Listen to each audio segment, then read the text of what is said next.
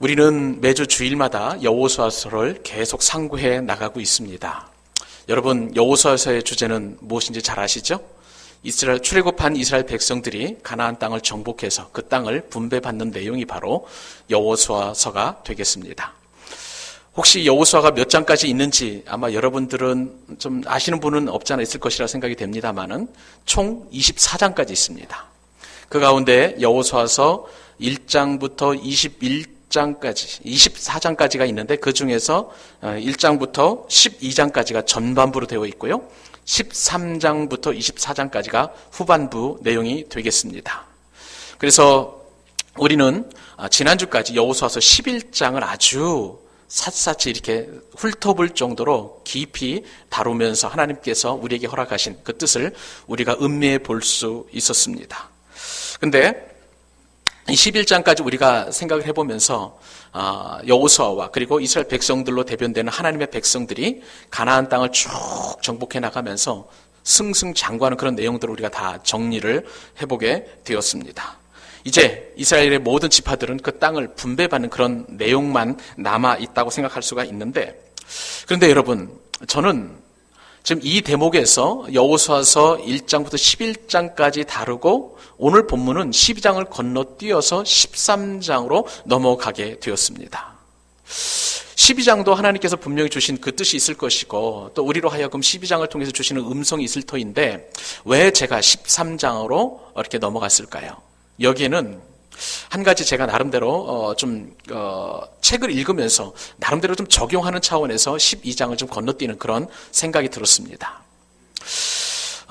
저는 목양실에 이제 제가 여러 가지 책들을 좀 가지고 있는데요. 그 책을 보면 한쪽에는 성경에 관한 내용도 있고 또 성경 각권 예를 들어서 창세기면 창세기, 출애굽기면 출애굽기 각 무슨 신구약 성경들에 관한 내용도 있고 또 조직신학에 관한 책, 역사신학에 관한 책들도 좀 많이 가지고 있습니다. 뿐만 아니라 신앙서적도 있고 그래서 아무래도 목회자이다 보고 또 설교자이다 보니까 이런 어떤 성경과 신학에 관한 서적들을 많이 가지고 있고 또 제가 또 경건서적으로서 저희 신앙에 도움이 될 만한 그런 신앙서적들도 좀 나름대로 있습니다. 그러면서 동시에 그런 책만 있는 것이 아니라 저의 관심사는 일반적인 그런 부분에도 많이 있습니다. 예를 들어서 사회과학이라든지 철학이라든지 또 미래학이라든지 의학, 과학 수많은 어떤 저의 관심사의 책들이 좀 있고요. 또 더군다나 요즘 우리 시대에 어떤 책들이 많이 팔리는가 싶어서 저는 베스트셀러에도 조금 나름대로 관심을 가지고 있습니다. 그 가운데 하나가 김정훈 교수가 쓴 에디톨로지라는 그런 책을 하나 좀 가지고 있습니다. 에디톨로지 할 때 이 에딧이라는 것은 편집이라는 뜻을 가지고 있죠. 그 다음에 얼로지라는 것은 어떤 학문적인 뜻을 담고 있습니다. 그러므로 에디톨로지 하면 편집학 정도로 그렇게 우리가 해석해 볼 수 있는데 이 책을 지은 이 김정훈 교수라는 분은 독일 베를린 자유대학에서 문화 심리학을 전공을 하였습니다. 박사 학위를 받고 그리고 우리나라의 명지대학교에서 강의를 좀 하게 되었는데 그런데 이분이 어느 날 대학교 교수직을 다 이렇게 내려놓고 일본으로 건너가게 되었어요. 그래서 일본에 있는 교토사가 예술대학 단기대학부라는 학부에 들어가서 일본학을 전공을 하게 되었습니다. 교수이기도 하고 또 박사학위 소유자임에도 불구하고 일본 단과대학에 들어가서 그 일본화라는 그런 과목을 공부하게 됐던 것이죠. 그만큼 이분은 괴짜입니다. 그리고 이분이 연구소를 하나 차렸는데 그 연구소의 이름이 뭐냐면 여러 가지 문제 연구소예요.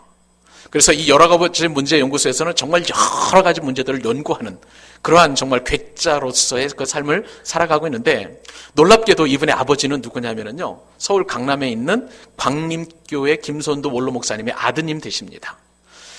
이렇게 이제 그분 책을 제가 좋아하게 된 이유는 그분이 가지고 있는 어떤 통찰력이라든지 그분이 가지고 있는 색깔들이 굉장히 좀 자유로우면서도 그리고 또 그 다음에 기독교적인 색채를 가지고 있고 그러면서 어떤 그 세계관을 이끌어가는 어떤 시대의 흐름 정신을 또 이끌어가는 그런 면에서 제가 그분의 책을 유심히 보고 있는 편입니다. 그런데 그분이 지은 2014년도에 낸 에디톨로지에는 책에 관련된 이런 내용이 좀 들어가 있어요. 그분의 마지막 책 내용을 잠깐 소개해 드리도록 하겠습니다. 책은 끝까지 읽을 필요가 없다. 오늘날의 책은 더 이상 두루마리가 아니기 때문이다. 긴 두루마리로 연결된 이 두루마리 책은 처음부터 끝까지 읽어야만 한다. 그러나 요즘 책은 다르다. 한 장 한 장 묶여 있기 때문이다. 목차가 잘 편집되어 있으니 필요한 부분만 찾아서 읽으면 된다. 이렇게 그 책에 기록이 되어 있더라고요. 저는 그분의 이야기에, 이 생각에 전적으로 동의하는 편은 아닙니다만은, 그래도 적어도 오늘 본문에서 제가 12장은 그냥 넘어가도 되겠다라는 그런 생각을 갖게 해준 내용입니다. 왜냐하면 우리가 여호수아서 1장부터 11장까지를 다루면서 이스라엘 백성들과 여호수아가 가나안 땅을 정복한 내용들이 쭉 우리가 살펴본 내용인데, 이 12장 내용은요, 그 내용을 다시 한번 정리해 놓은 내용이에요. 일종의 어떤 에필로그, 즉 덧붙여진 부록 성격의 내용이기 때문에 여러분들이 그냥 한 말씀 한 말씀, 물론 하나님의 말씀은 다 의미가 있습니다. 그리고 하나님께서 그 책을 기록해 놓으신 그런 목적과 뜻이 다 있겠지만, 이 본문만큼은, 12장만큼은 제가 설명해 드리는 내용을 들으시고 그냥 설명 차원에서만 이해하셔도 충분히 좋겠다 싶어서 제가 13장으로 넘어가게 되었습니다. 12장 내용은 이렇습니다. 말씀을 드린 대로 11장까지 이스라엘 백성들이 다 정복한 땅의 내용들을 경계를 지어 놓았는데, 남쪽에 보니까 이스라엘이 정복했던 남쪽의 그 땅은 사해 남쪽에 아르논이라는 그런 강이 있어요. 이 아르논 골짜기로부터 북쪽으로 올라가 보니까 헐몬산 밑에 레바논 골짜기까지 이렇게 쭉 기록이 되어 있고요. 또 요단강 서쪽, 갈릴리 북쪽 지역에 또 이 헐몬산으로부터 시작해서 남쪽에 쭉 내려오면 애굽의 경계에 있는 사흘, 그 시내가까지 이렇게 기록이 되어 있습니다. 그러므로 동서남북의 경계가 어느 정도 다 정해져 있고, 그리고 우리가 지난주까지 살펴보았던 것처럼 가나안 남부 연합군 5개 왕과 족속들, 그리고 가나안 북부 12개 왕들과 그 다음에 그 족속들이 쭉 정복한 땅과 왕들의 이름을 기록해 놓았습니다. 이렇게 해서 여호수아서 전반부인 12장까지 다 완성이 되었고요. 드디어 오늘부터 13장으로 후반부로 넘어가게 되는데, 근데 오늘 13장 후반부에 시작되는 그 말씀, 1절 말씀이 보통 심상치 않은 그런 내용이 아니라는 것입니다. 13장 1절 말씀에 이렇게 표현이 되어 있죠.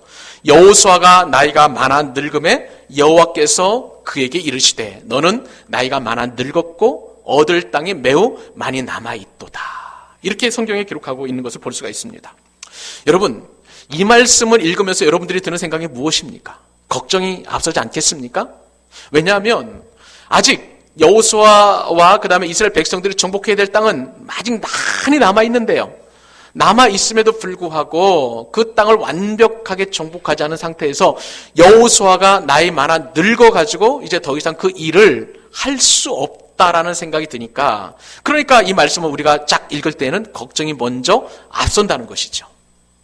근데 사랑하는 여러분, 오늘 우리는 이 말씀을 통해서, 그리고 오늘 교훈을 주시는 하나님의 음성을 듣게 되면 이것은 우리의 사소한 걱정이기 때문에 걱정을 붙들어 매라는 하나님의 뜻이 있는 줄로 믿습니다. 왜 그러실까요? 왜 걱정을 붙들어 매야 될까요? 여호수아와 상관없이 아직 정복하지 못한 땅은 분명히 남아있는 것이 사실입니다. 그런데 이 땅을 어떤 한 사람이나 어떤 환경에 의해서 좌지우지되지 아니하고 하나님께서 순수하게 하나님의 뜻을 이루어 가시기 때문에 걱정을 붙들어 매라는 것입니다. 우리는 신앙생활하면서 때때로 이런 생각 가운데 많이 노출되어 있는 것이 사실입니다. 나 아니면 안 돼, 아니면 정말 환경이 받쳐주지 않으면 안 되라는 그런 생각들을 우리가 너무나 많이 한다는 것이죠. 그런데 오늘 말씀에 따르면 어떤 한 사람의 얽매이지 아니하고 하나님은 어떤 환경이나 조건에 얽매이지 아니하고 하나님은 스스로 하나님의 일을 진행해 가신다는 것입니다. 그러므로 우리는 우리 스스로에게 있는 모든 힘을 다 빼야 돼요. 우리가 가지고 있는 어떤 능력도 다 빼야 됩니다. 우리가 마치 능력자인 것처럼 하나님께서 나 아니면 안 된다, 반드시 나를 통해서 그 일을 이루어 가신다라는 그런 착각 속에서 우리는 벗어내야 한다는 것이죠.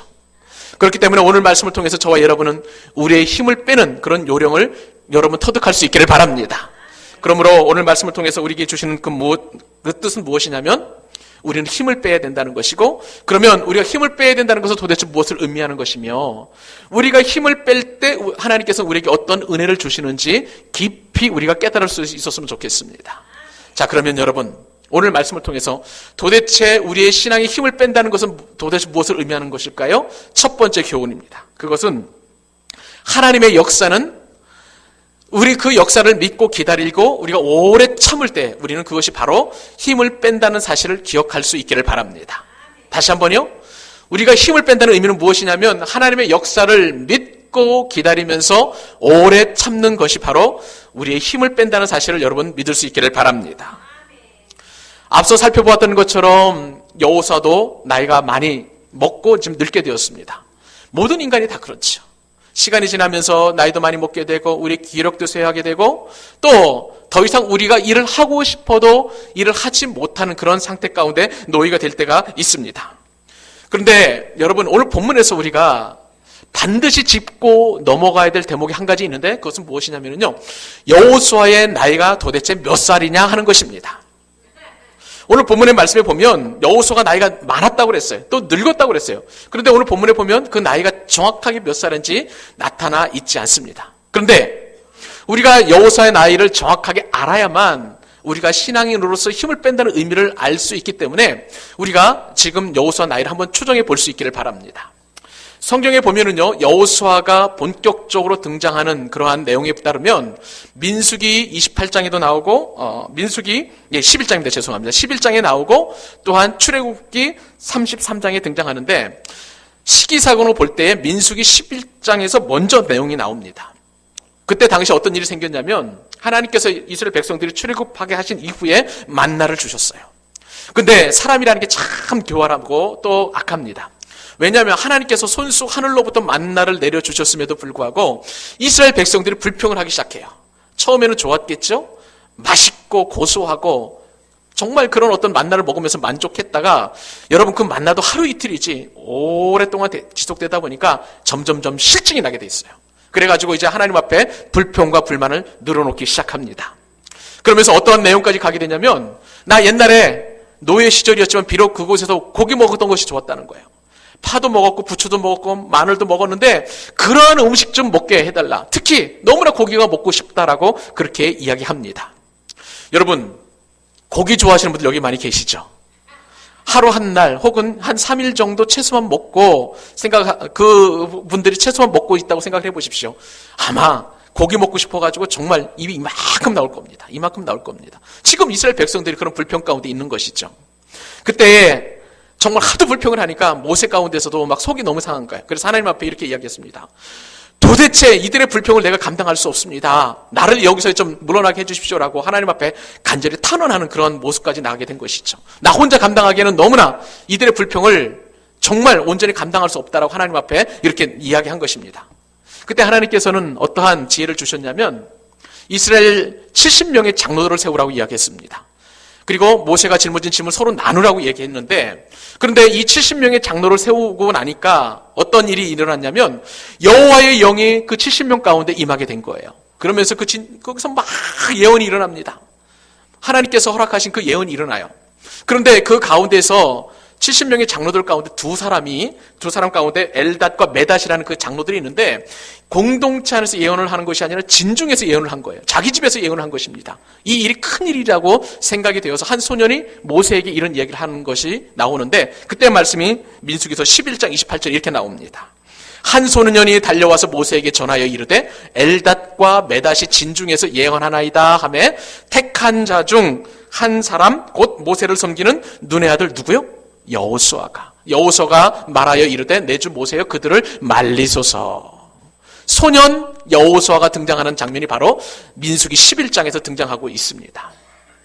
또 그 뒤에 하나님께서 모세에게 이제 십계명을 주실 때에 시내산에 올라가서 하나님으로부터 모세가 십계명을 받지 않겠습니까? 그때에 여호수아가 또 소개되는 장면이 나옵니다. 출애굽기 33장 11절 말씀에 따르면 이렇게 등장하죠. 사람이 자기의 친구와 이야기함 같이 여호와께서는 모세와 대면하여 말씀하시며 모세는 진으로 돌아오나 눈의 아들 젊은 수종자 시종이라는 말이죠. 모세를 돕는 어떤 비서 역할을 하는 사람이 바로 여호수아인데 여호수아는 회막을 떠나지 아니하니라. 이렇게 해서 이제 출애굽에서도 여호수아가 등장하는 것을 볼 수가 있습니다. 결국 이 말씀에 따르면 여호수아가 이제 본격적으로 성경에 등장하는 장면은 젊은 시절 혹은 소년 시절 아니면 또한 청년 시절에 이렇게 등장하고 있는 것을 우리가 생각해 볼 수 있습니다.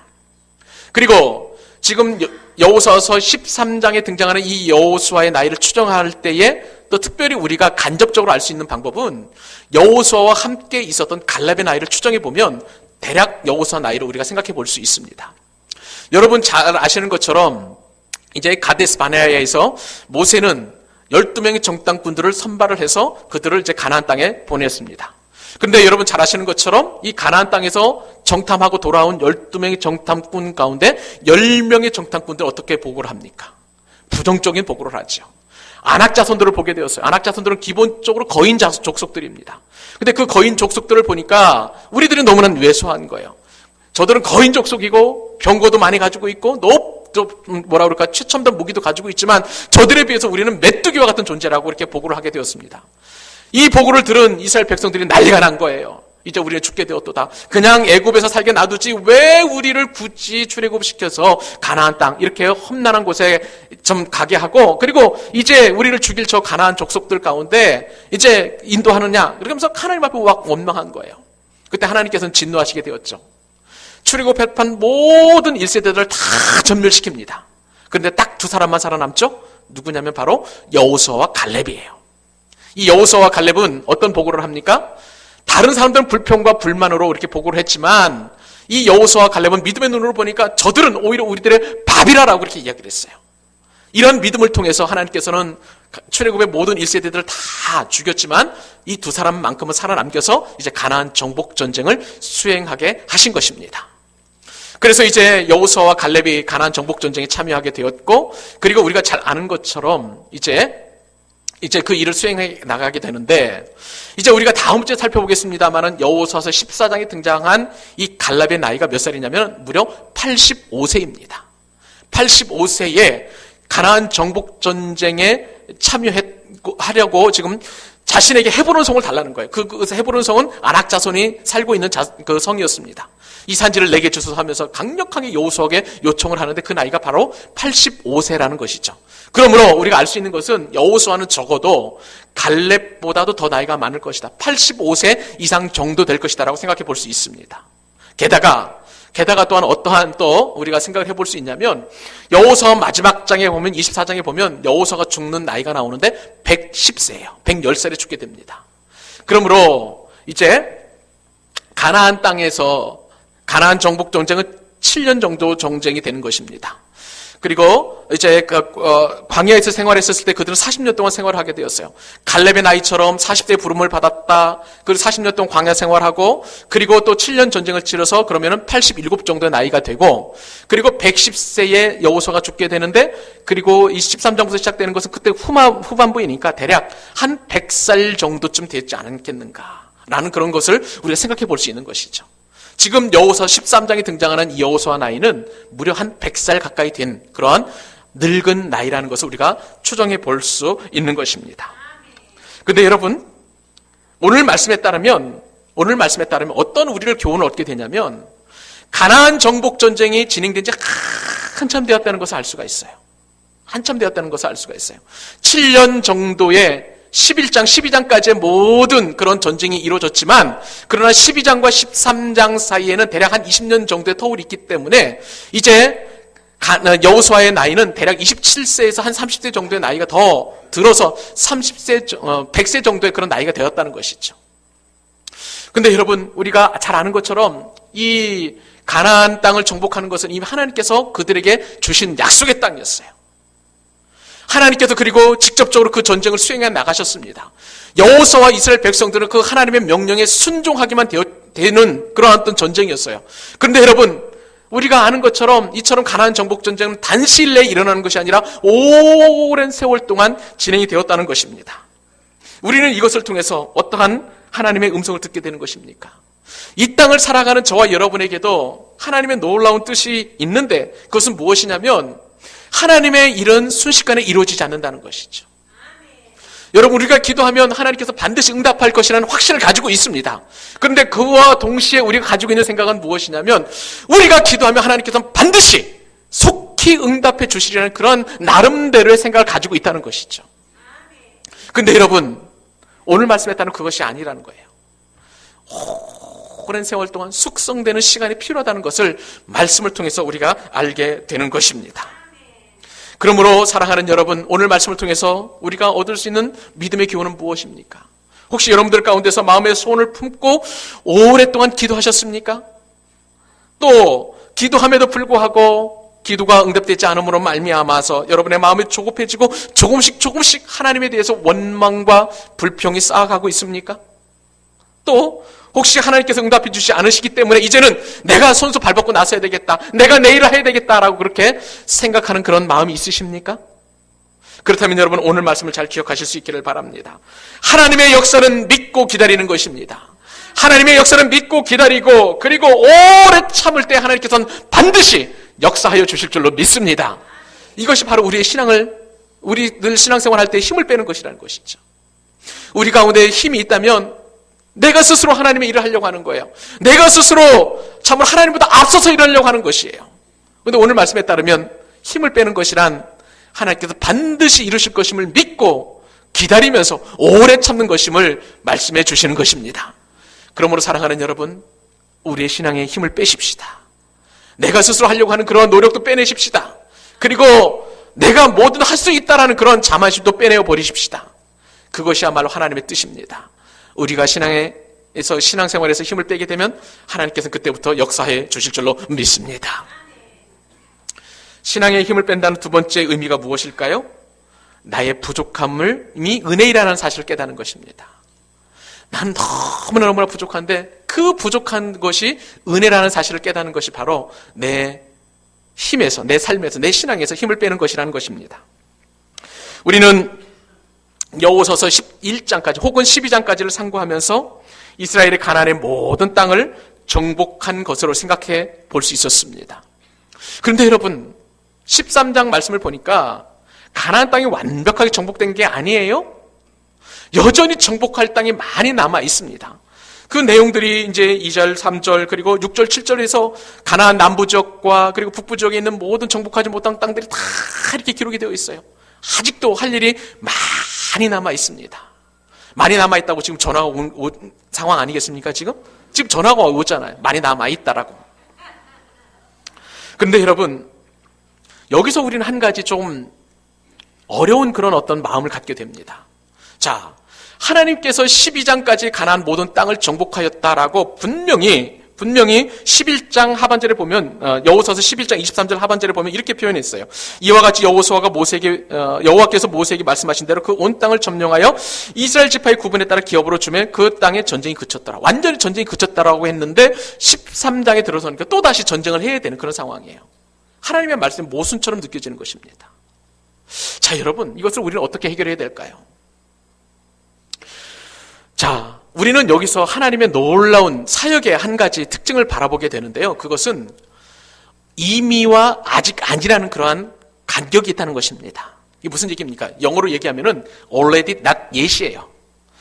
이미 하나님께서는 그 땅을 완전하게 주셨지만 그러나 아직은 아니라는 개념이 성경의 그 신학적 용어 가운데 있다는 것이죠. 예를 들어 볼까요? 우리가 예수 그리스도를 믿게 되면 내 마음 가운데 하나님의 나라가 이루어진 줄로 믿습니다. 그것은 우리 구원의 확신으로 우리에게 되어 있고 이 땅에서 하나님의 나라를 경험하면서 살아가게 되어 있어요. 그런데 여러분, 완벽한 하나님의 나라는 아직 이루어지지 않았습니다. 우리가 주님의 부르심을 받아서 이제 저 영원한 하늘나라에 가면 그때서야 완성되는 것이 바로 하나님의 나라예요. 이 땅 가운데서 우리는 하나님의 나라를 이미 경험하고 또 은혜로 말미암아 우리에게 주어졌지만 우리는 여전히 고통스럽게 아파가면서 또 힘들어가면서 그렇게 살아갈 수밖에 없는 것이죠. 아직 이루어지지 않았어요. 완벽하게. 마찬가지로 하나님께서 이스라엘 백성들 가운데 가나안 땅을 정복하셨지만 그러나 아직은 아니라는 부분들이 우리가 already not yet이라는 그런 개념으로 생각해 볼 수 있는 것입니다. 여러분, 오늘 말씀을 통해서 우리는 하나님께서 이스라엘 백성들에게 그리고 여호수아에게 7년 전쟁을 통해서 가나안 땅의 모든 땅을 정복하도록 이미 약속해 주셨지만 그러나 이제 땅을 분배해서 각 분배받은 지파들이 그 땅들을 정복해 나가는 그런 과정들이 아직 남아있다는 것이죠. 왜 하나님께서는 이스라엘 백성들에게 특히 여호수아가 젊었을 때 그 모든 땅을 다 정복하게 하시지 왜 아직도 남겨놓으셨을까? 여기에는 두 가지 이유 때문에 그렇습니다. 하나는 실제적인 유익을 위해서 그렇고, 하나는 또한 영적인 유익을 위해서 그렇게 남겨놓으셨다는 것이죠. 여러분, 이스라엘의 실제적인 유익이 무엇입니까? 아직 정복되지 않은 땅을 포함해서 이스라엘 지파들에게 그 땅을 분배한 것은 여호수아에게 다음 세대를 통해서 할 일을 남겨주기 위함이었던 것입니다. 하나님은 하나님이 택한 백성이 어느 정도의 어려움과 도전할 만한 그런 도전들을 항상 남겨주셨다는 것이죠. 우리 입장은 그러나 달라요. 하나님께서 우리에게 은혜를 주시면 그냥 한꺼번에 다 주시지 왜 남겨놓으셨냐는 것이죠. 그런데 하나님께서는 이 사실을 통해서 단계를 남겨놓으시고 절차를 남겨놓으시고 순서를 남겨주신 그것이 무엇이냐면, 하나님께서 완벽하게 주신 그 이후에는 그 땅이 황폐화되어서 남기 때문에 하나님께서 그렇게 한번에 주시지 않은 것이죠. 무슨 얘기입니까? 한꺼번에 다 하나님께서 그 땅을 주시게 되시면 이스라엘 백성들은 좋은 땅, 기름진 곳에서만 분배받은 땅에서 살지 자신이 아직 남겨주신 모든 땅에 다 나아가지 않는다는 것이죠. 여러분, 미국 사람들이 미국을 개척할 때 무려 150년 정도 걸렸어요. 그리고 150년 동안 개척한 이후에 서부 개척을 할 수 있었습니다. 만약에 한꺼번에 그 땅을 다 주었다면 그들은 다른 땅들을, 조금 황무지나 이런 땅들 개간하지 않았을 거예요. 그렇기 때문에 하나님께서 허락해 주시는 이 약속의 땅을 다 완벽하게 정복하기 위해서는 황폐한 땅을 남겨놓으시고 여전히 정복할 땅을 남겨놓으심으로 말미암아서 그들에게 일할 수 있는 일거리를 주신 거예요. 이것이 실제적인 유익인 것입니다. 또 그들에게는 영적인 유익도 하나님께서 남겨놓으셨는데, 영적인 유익을 위해서도 그들에게 정복해야 될 땅을 남겨놓으셨는데, 그것은 무엇이냐면 한꺼번에 땅을 다 주어지게 되면 목표의식을 상실하게 됩니다. 그리고 그들의 영적인 상태는 점점 나태해질 것입니다. 끊임없이 도전하고 끊임없이 또한 참으로 정복해 나가고 그래야만 이스라엘 백성들의 그 영성은 점점 새로워지고 하나님을 더 의존하게 되기 때문에 하나님께서는 그러한 목적 때문에 영적인 유익으로 말미암아 그렇게 그 땅을 남겨놓으신 것이죠. 우리는 하나님 앞에 기도할 때 물질을 달라고 기도할 때가 있습니다. 그런데 여러분, 물질을 달라고 기도할 때 하도 급하면 어떤 기도를 하냐면 로또 복권에 당첨되게 해달라고 기도합니다. 분명히 기도해요. 그런데 하나님께서는 여러분들에게 로또 복권 당첨시켜 주십니까? 안 시켜 주십니까? 안 시켜 주세요. 왜 그럴까요? 땀 흘려서 일하고 열심히 수고하고 그리고 단계별로 벌어가는 것을 우리 하나님께 더 기뻐하시는 것이에요.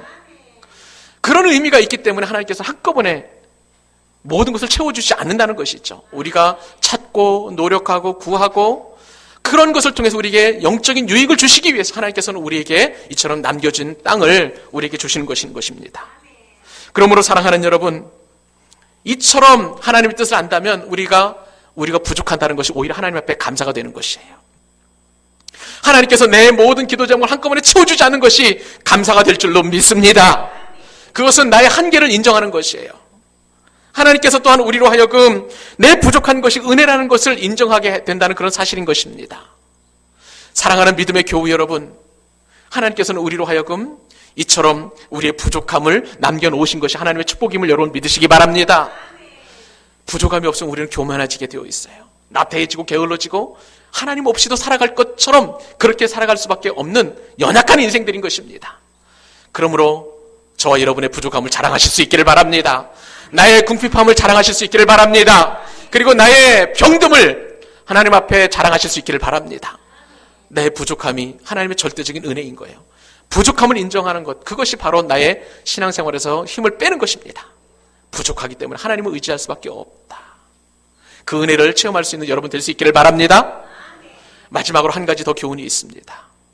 우리 가운데 신앙의 힘을 뺀다는 것은 마지막의 의미가 무엇일까요? 그것은 사람의 한계를 인정하는 것입니다. 사람의 한계를 인정하는 것이 바로 우리의 힘을 뺀다는 것이죠. 여러분, 앞서 살펴보았듯이 우린 여호수아와 이스라엘 백성들은 여전히 땅을 정복할 내용들이 많이 남아 있습니다. 이제 여호수아 입장에서 봤을 때는 그는 땅을 배분하는 일로 유종의 위를 거둬야 되는 그런 상황 가운데 놓이게 되었습니다. 근데 여기서 우리는 한 가지 귀한 영적인 교훈을 얻게 되는데, 그것이 무엇이냐면 여호수아 스스로가 이제 한계를 인정할 수밖에 없었다는 것이죠.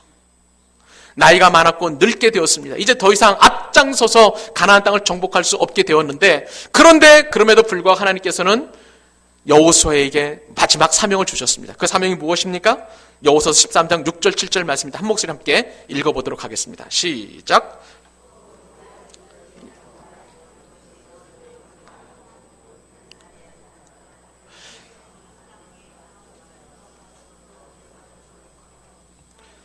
예.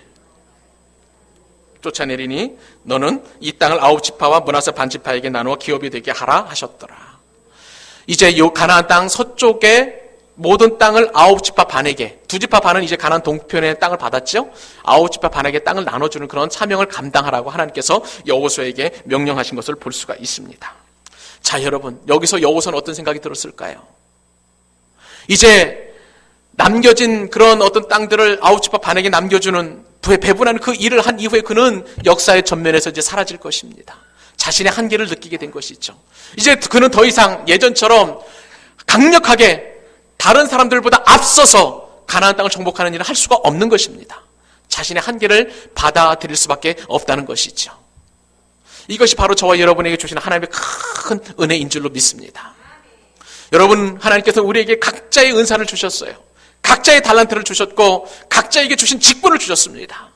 그런데 여러분, 그 직분 이외에, 그리고 또 주신 은사 이외에, 그리고 가진 능력 이외에 더 큰 것을 하려고 할 때 보면 반드시 어려움이 생기게 되어 있습니다. 자신의 한계를 인정하는 것이, 그것이 바로 자신의 신앙의 생활에서 힘을 빼는 역할들이라는 것이죠.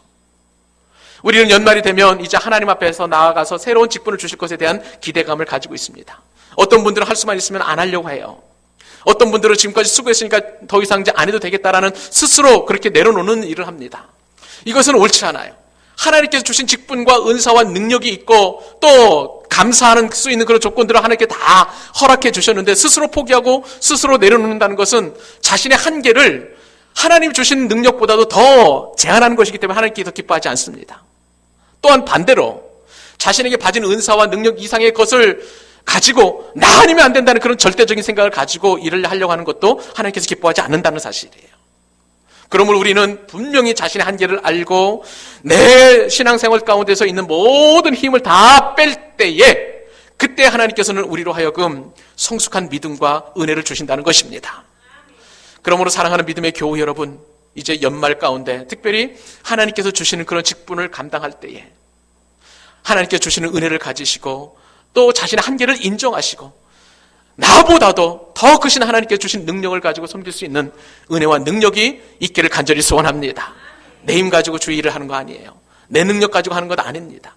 하나님께서 연약한 여호수아에게 마지막까지 힘을 주시고 자신의 한계를 인정할 때 힘을 뺐을 때 하나님께서 도우시는 역사를 경험했던 것처럼 내 힘을 빼면 뺄수록 나의 등 뒤에서 도우시는 하나님의 능력을 경험하게 될 줄로 믿습니다.